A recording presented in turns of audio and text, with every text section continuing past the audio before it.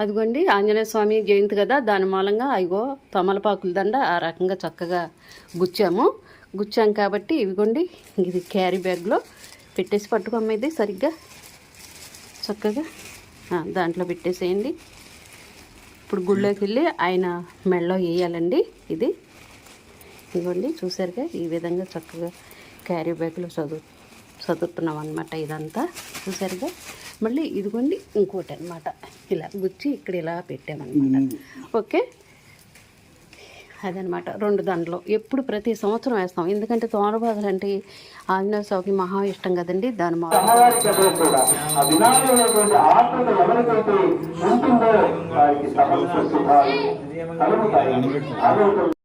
సర్వత రజం, ఆ రజం ఉంటుంది, దాన్ని అందుకోవడం కూడా గొప్పదైనటువంటి విషయం అని మనకి తెలియజేస్తారు. అటువంటి దివ్యమైనటువంటి గురు చరణాల విధాన్ని ఆశ్రయించి ఎందరెందరో ఉద్ధరింపబడ్డారు, తమ జన్మను ధన్యం చేసుకున్నారు, మోక్షాన్ని పొందారు.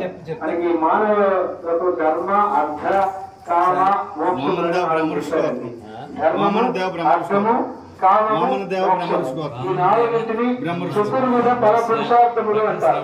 ఈ 4 రకాలైన పురుషార్థములు, పురుష శబ్దానికి ఇక్కడ మానవుడు అని అర్థం. స్త్రీలు కానీ పురుషులు కానీ ఎవరికైనా ఈ పదం వర్తిస్తుంది. మానవుడు పురుషులు అంటే కేవలం మగవారిని కాదు, మగవారైనా ఆడవారికైనా పురుష శబ్దం వాడతారు. ఉద్యోగం పురుష లక్షణం అంటే ఉద్యోగాలు లక్షణం కాదు. ఉద్యోగం అనే మాటకి అర్థం లేదు. ఉద్యోగం అంటే ప్రయత్నము అని అర్థం. మనం ఏదైనా ప్రయత్నం చేయాలంటే పురుష లక్షణం అంటే మానవుడి లక్షణం. మానవుడు ఎప్పుడు కూడా మంచి సంకల్పంతో ప్రయత్నాలు చేయాలి. ప్రయత్నాలు చేసినట్లయితే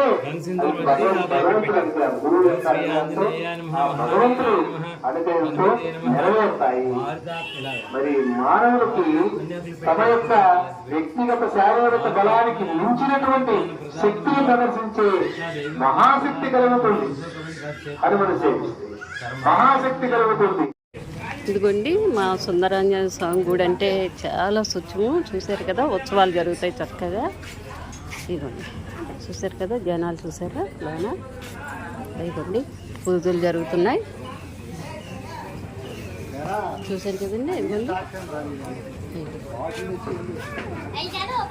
చూసారా ఆంజనేయ స్వామి లైటింగ్ అవి చాలా బాగా పెట్టారండి. ఇదిగోండి చిత్రాలు చూసారా,